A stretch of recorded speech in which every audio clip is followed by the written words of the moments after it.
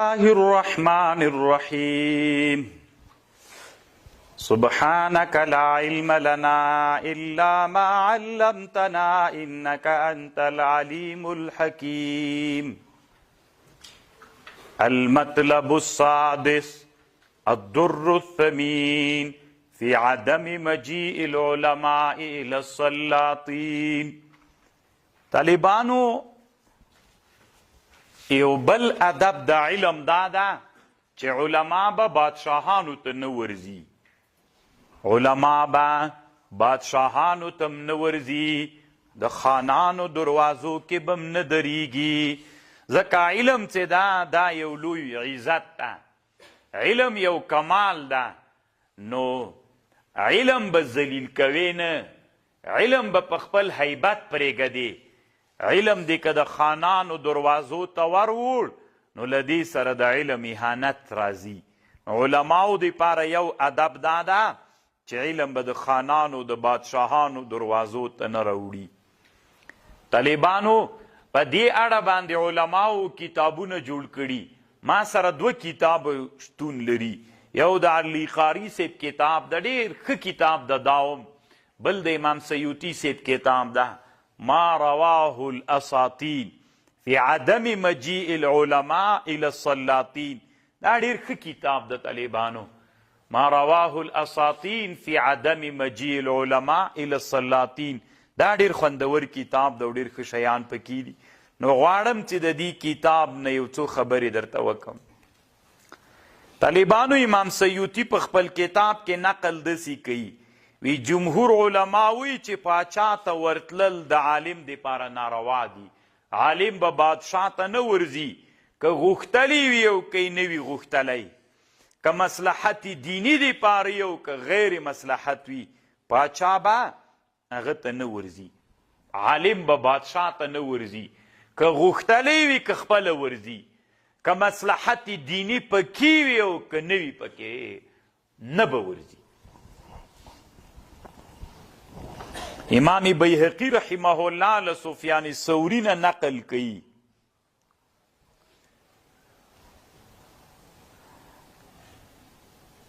وایي که پاچا چاته خبر ورولېږه چې ته ما ته راسه او ما ته صورت اخلاص ووایه نو بیا به هم دی نه ورځي. وایي که داسې ورته ویلې بادشاه یو عالم ته خبر ورولېږه چې ته راسه او ما ته صورت اخلاص را زده که وی وایه نو بیا به م وی نه ورځي. خو طالبانو امام سیوطي صاحب خبره ډیره سخته کړې، داسې هم نه ده، کله که مصلحتونه پکې ول باید بیا ورسي، مصلحتونو په خاطر باندې باید ورسي. او اکثره طالبانو چې دا کومې خبرې علما کوي دا د فاسقو امیرانو په اړه باندې ده، او که ښه امیران ول باید علما ورسي او د علماو د صحبت نه متاثر سي هغوی، او الله عز وجل یې د دین طرف ته روان کی. طالبانو یو ورځ حسن بصري رحمه الله روانو د باچا چې عمر ابن حبیره نومیده دروازې نه تیریده، د عمر ابن حبیره په دروازه باندې حسن بصري داسې تیریده چې کتلی علما دروازې ته ولاړ دي، دروازې ته علما ولاړ دي. نو ده ورته ویلې ای بې حیا علماو، بریتونه مو جوړ کړي دي که نه، داسې ښه ښه غوړ غوړ بریتونه مو جوړ کړي دي او ځانونه مو بې قدره کړي دي، د بادشاهانو دروازې ته ولاړ یئ او دروازه هم نه درته خلاصوي. ولی داسې کوئ؟ پرېږدئ چې بادشاهان د تاسې په دروازو ازدحام وکړي. تاسې ولې د بادشاهانو دروازو ته ازدحام کړی ده؟ ځان مو بې قدره که، د تاسې د وجې نه علم بې قدره سو، د بادشاهانو دروازو ته ولاړ یئ. نو الله عز وجل د طالبانو مونږ د داسې ذلت نه وساتي. ډېر کله کله جامعه کې داسې علما پیدا سي، راځه پلان کې وزیر ته به ورسي او 100 روپۍ به راکړي، لوی نسبت الله د علم سره کړی وي. نو دا طالبانو یو ذلت ده، الله دې مونږ د ذلت نه وساتي. هارون الرشید طالبانو یو ورځ مدینې منورې ته راغی. د ده وزیر چې و یحیی برمکي نومېده. امام مالک هغه ته یې ویلې یحیی برمکي ته د هارون الرشید ورته ویلې.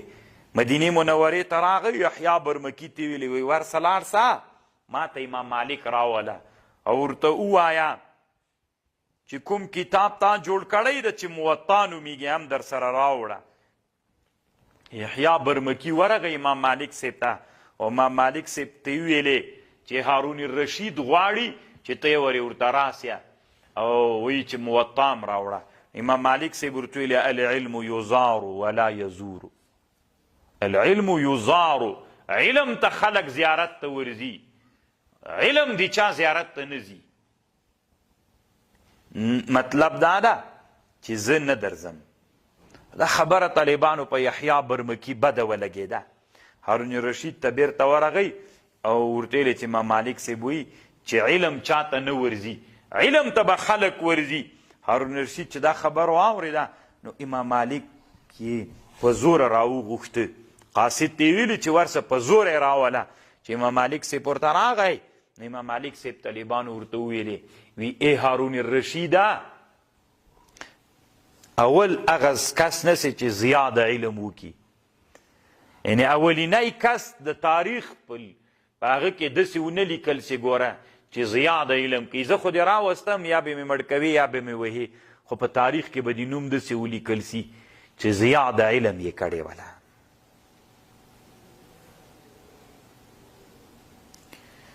بیا امام مالک بیرته پرېښود طالبانو په زور. هارون رشید څومره لوی عادل سړی و، داسې خو نه د طالبانو د خیر القرون خلکو کې تیر سوی. بیا هم هارون الرشید ته امام مالک رحمه الله نه ورتله، په زور یې وغوښته طالبانو. دومره احترام یې ورته درلود چې موطا د امام مالک د سر راوړه. العلم یزار ولا یزور، علم ته به خلق ورځي ته به نه ورځي علم. کله چې امام بخاري رحمه الله بخارا ته لاړه، خالد ابن احمد الزهلي خط ورولېږه دارالامارت ته راسه، بخاري او تاریخ الکبیر دواړه د سر راوړه او دلته موږ سره درس کوه. امام بخاري بیرته ورته ویلې لا ذل العلم، زه د علم ذلت نه کوم. په سلفو کې عادت دا ده چې علم ته به ته ورځې، زه هېڅکله علم چاته نه وروړم، که راځې علم ته راسه. بیا ورته ویلې وي ورنغی طالبانو، مخکې مې په تاریخ کې درته ویلي و بیا له همدې وجې نه ورسره ورانم. نو که زه وی علم ته تا ته درسمه نو د علم اهانت مې وکړه، علم مې سپک. سفیان ثوری رحمه الله مکې مکرمې ته لاړو. څه وخت چې تیر سو له کوره خط ورغی سفیان ثوری ته، داسې په خط کې لیکلي ول، عیال یې ورته لیکلي ول چې موږ سخت وږي یو، هېڅ شی نسته. د خرما هغه څه دي د زړي دا نینې کوو په اور باندې، دا بیا خورو. دومره سختې لوږې سره مخ یو. سفیان ثوری داسې فکرمند سو، په زړه سو چې چا ته ووایم. چا ورته ویلې پلانکي بادشاه ته ورسه یا پلانکي خان ته ورسه، له هغه نه څه شی وغواړه. بادشاه ته ورسه ورته وایي چې لږ پیسې راکړه، لوږه راباندې ډېره ده. سفیان ثوری رضی الله عنه ورته ویلې وی دنیا چې څوک مالک د دنیا د ما له هغه نه دنیا نه ده غوښتلې، یعنې تر اوسه پورې ما الله ته داسې نه دي ویلي چې الله ته ما ته دنیا راکړي. نورې دعاوې مې تیر کړي دي. بیا هغه څوک چې مالک د دنیا ده د هغه نه به زه څنګه غوښتنه د دنیا وکړم؟ هېڅکله دا کار نه کوم. زه چې مالک د دنیا د له هغه نه دنیا نه غواړم، چا نه خو یې بیخي نه غواړم، ده نه خو یې بیخي نه غواړم. نو الله عز وجل طالبانو د موږ سلف الصالحین علماو ته دومره لوی عزمونه ورکړي ول، کلکې ارادې ورته نصیب کړې وې. یو سړی دنیا کې تیر سوی، طاهر ابن عبدالله ابن طاهر الخراسانی، د وخت باچاو حج ته راغی. کله چې حج د بیت الله ته راغی، اسحاق ابن ابراهیم ته یې ویلې دا دلته طالبانو د مکې مکرمې والیو. نو دا طاهر ابن عبدالله ابن طاهر الخراسانی د اسحاق ابن ابراهیم په کور کې واړول. د ده په کور کې واړول ځکه دی د مکې والي و. نو هغه ورته ویلې دا طاهر ابن عبدالله ابن طاهر الخراساني ده ورته ویلې ما ته علما را جمع کړه. اسحاق ابن ابراهیم علما ورته راوستل. په هغه زمانه کې یو لوی عالم ابن عرابي نومېده، دی یې ورته راوسته.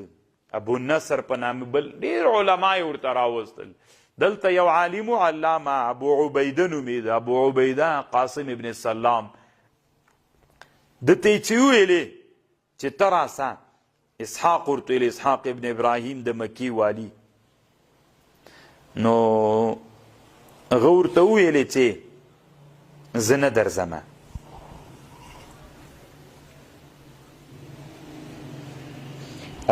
داسې ورته ویلې دی ابو عبیده ورته ویلې دی اسحاق ابن ابراهیم د مکې والي ته، وایي العلم یقصد ولا یقصد.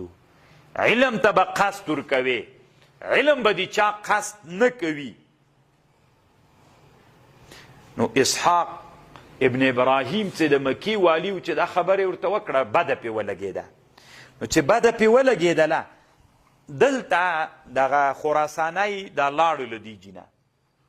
دی چې لاړه حج نه بیرته لاړه، پیسې ورکړی د مکې والي.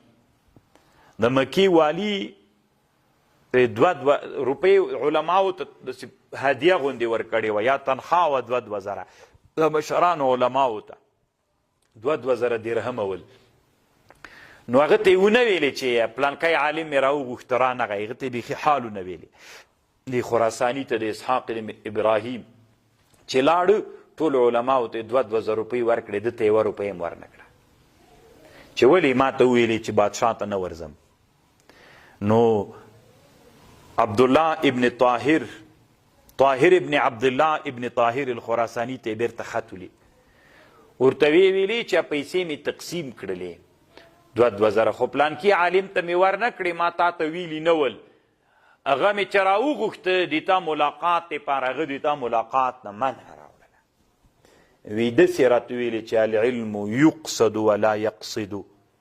علم ته به قصد ورکوې، علم به چا پسې نه ورځي. نو هغه ورته ویلې، بیرته خط کې ورته راولیکل طاهر ابن عبدالله ابن طاهر، وی ښه خبرې درته کړې ده، بلکل دا عالم ده، باید ښې درته ویلي دي، باید مونږ علماو ته ورغلي وای، علما مونږ ته نه وی راغلي. دا بلکل ډېره خوندوره خبر ده، ډېر ښه درته ویلي دي. ده ته 2 زره روپۍ لا نور هم ورکړه، 4 زره روپۍ ورکړه. بې طالبانو ده ته 4 زره روپۍ ورکړلې.